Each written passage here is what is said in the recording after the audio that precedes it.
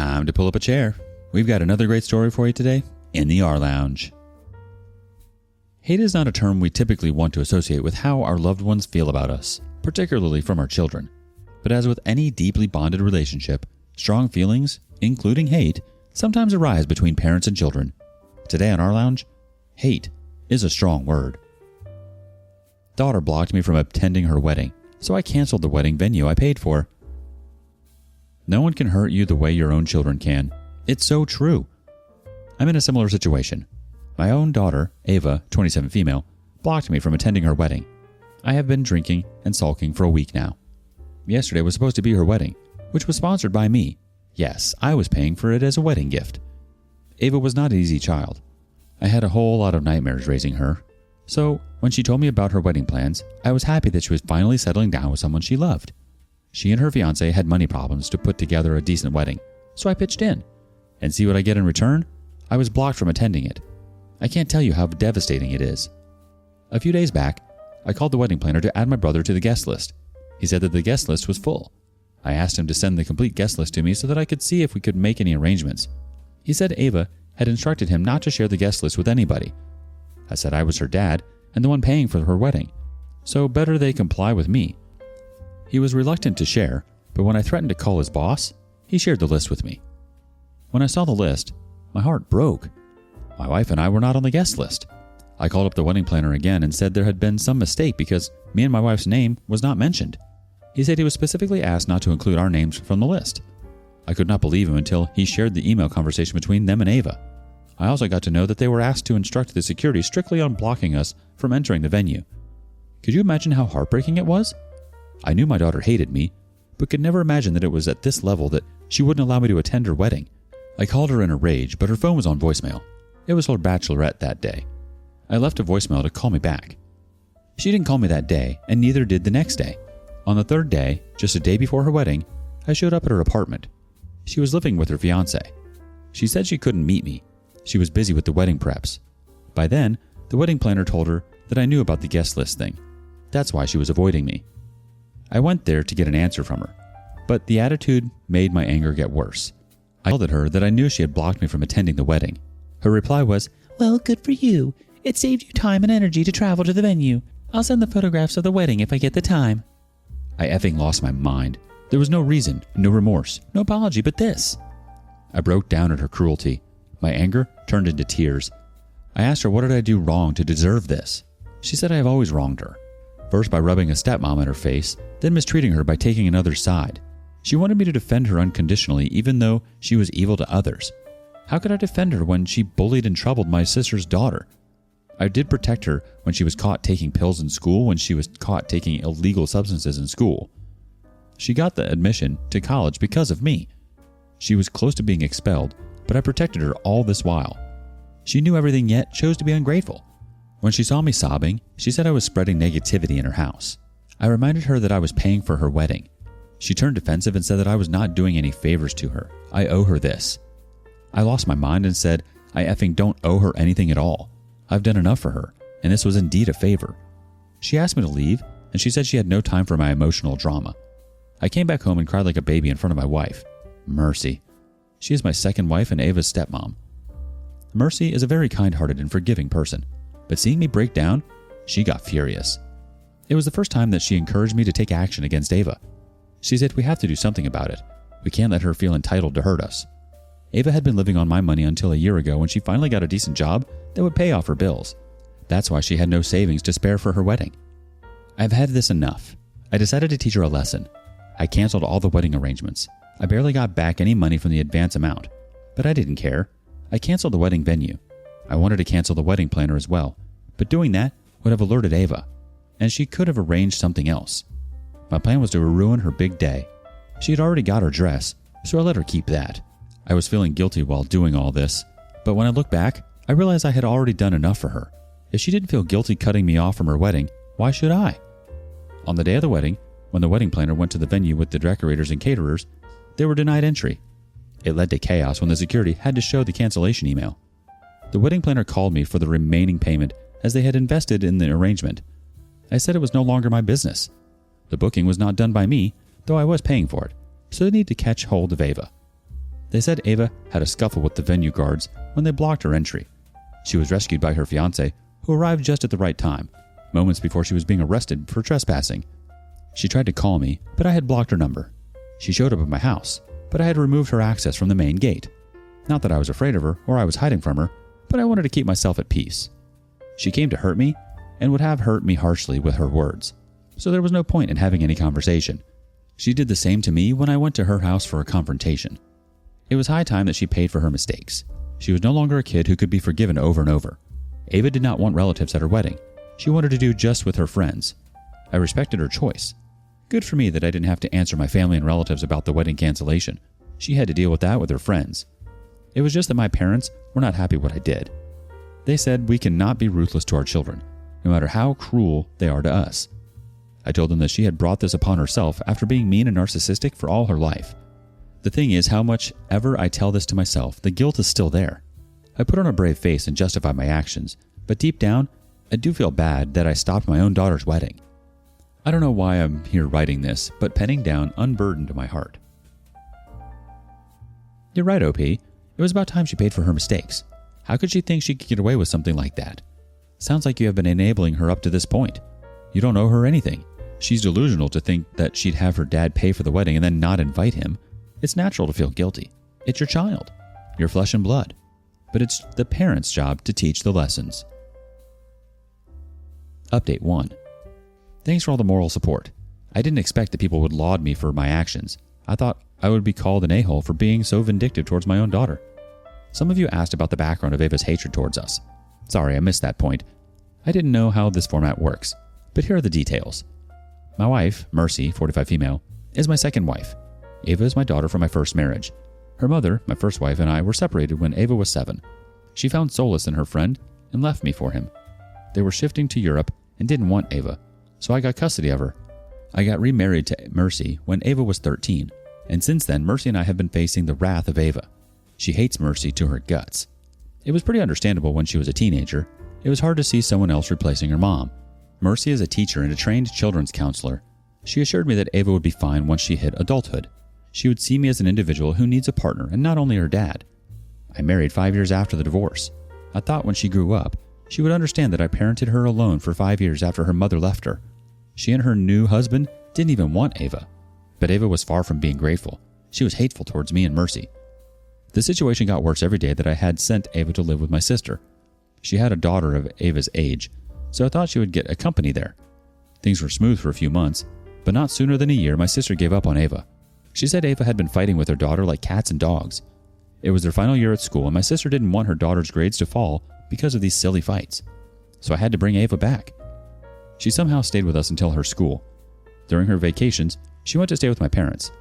She refused to come back home and said she would attend her high school from there. My parents' house was a little far from her school to cycle, so I had to get a carpooling service for her. That was okay for me until she was happy and at peace. When her high school results came out, she had tanked miserably. Then, I got to know that she got into the wrong company of students. She took pills and even had a bully boyfriend. That's why she wanted to live with my parents. She used to sneak out in the evening after my parents went to bed. She loitered around the city until post-midnight. She had to repeat her final year of high school. Getting her through college was another nightmare for me. Thank God I had some contacts that helped her get a seat at a decent college. With her poor grades and miserable attitude, she wouldn't have secured any college. In college, she again got into the company of rookies and got immersed in drugs. Things went so far that she had to be sent to rehab. She graduated from the college at 25. The next year, she relapsed, and I had to admit her again for a few months. It wouldn't be rude if I call her a pain in the butt because, indeed, she is. She has always troubled me, embarrassed me, and made my life miserable. Thank goodness I found such an understanding wife in Mercy. Had she been any other woman, she would have manipulated me to abandon Ava. But she was the one who always pacified me to be patient with Ava. I cannot thank her enough for all the support she had lent and all the sacrifices she had made for me and Ava. So, Ava's problem was two things. I remarried, and second, I married Mercy. You see, Mercy is not a Native American. Her family originally belonged to the Middle East. They were immigrants living in the USA. She grew up at an NGO because her parents couldn't raise their 5 daughters. They somehow were able to flee the war-stricken zone, but they had nothing when they arrived in the USA. But that's the thing that attracted me to Mercy. Despite her traumatic childhood with limited resources, she beat all the odds, got a master's degree, got a high-paying teaching job, and built a life for herself. Mercy is a self-made person, but Ava calls her a gold digger.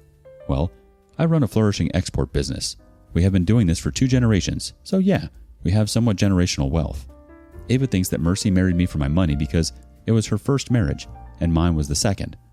Ava's point is, why did she marry a single dad who is 12 years older, if not for money?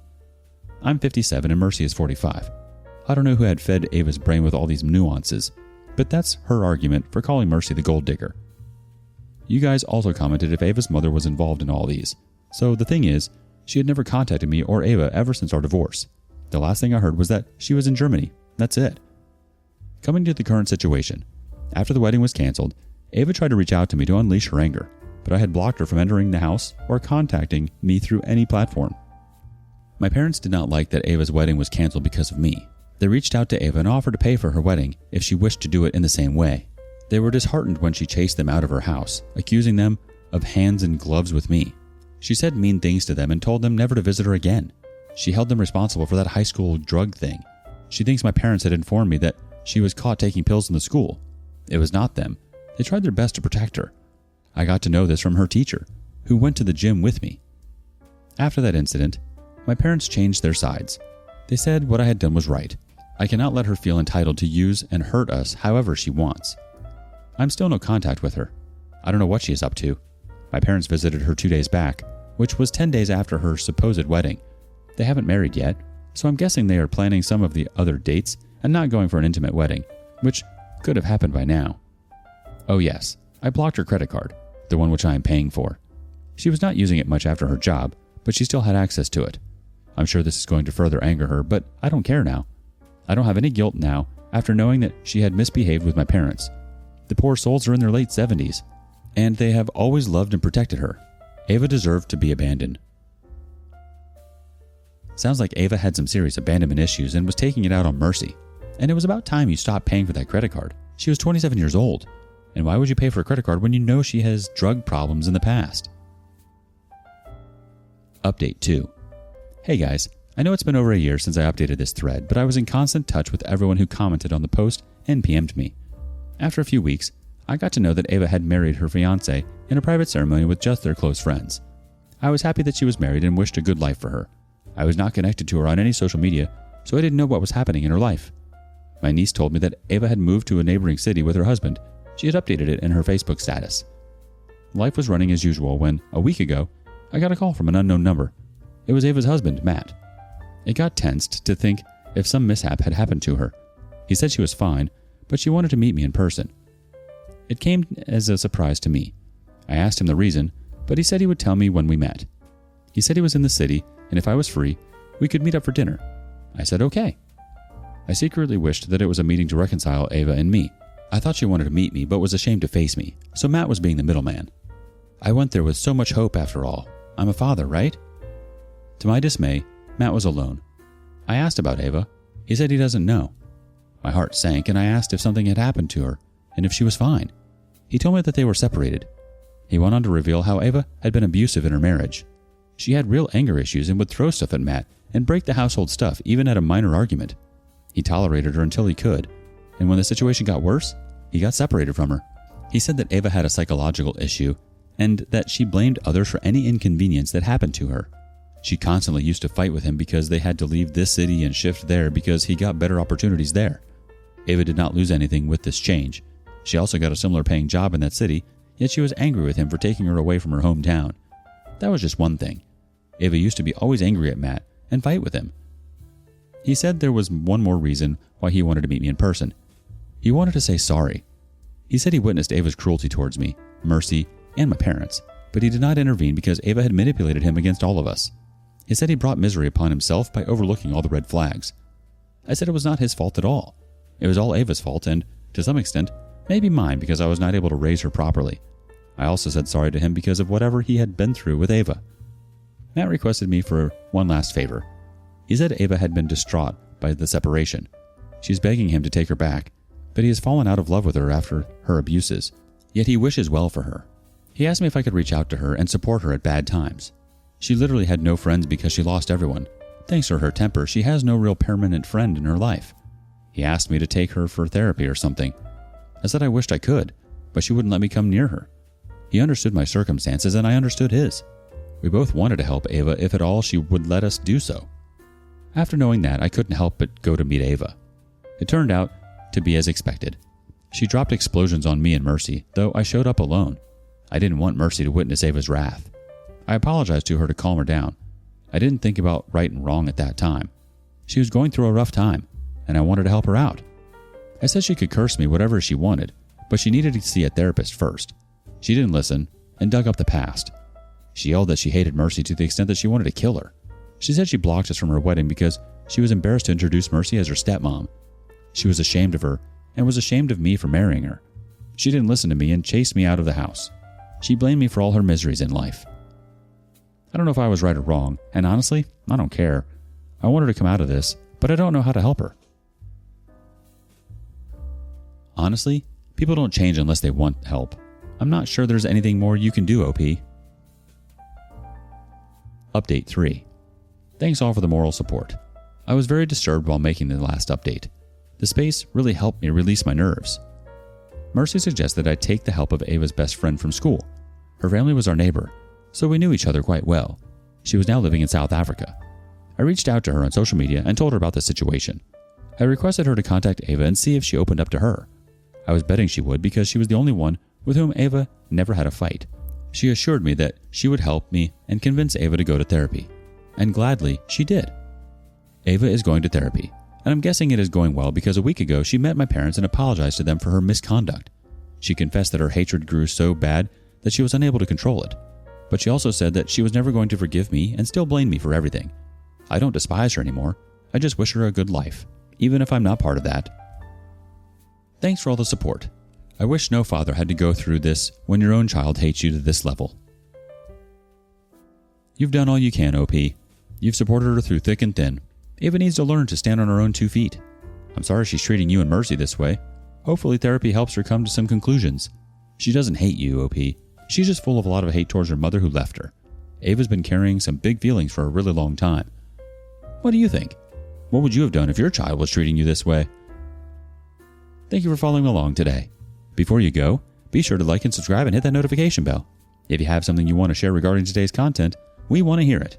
Until next time, in the R Lounge.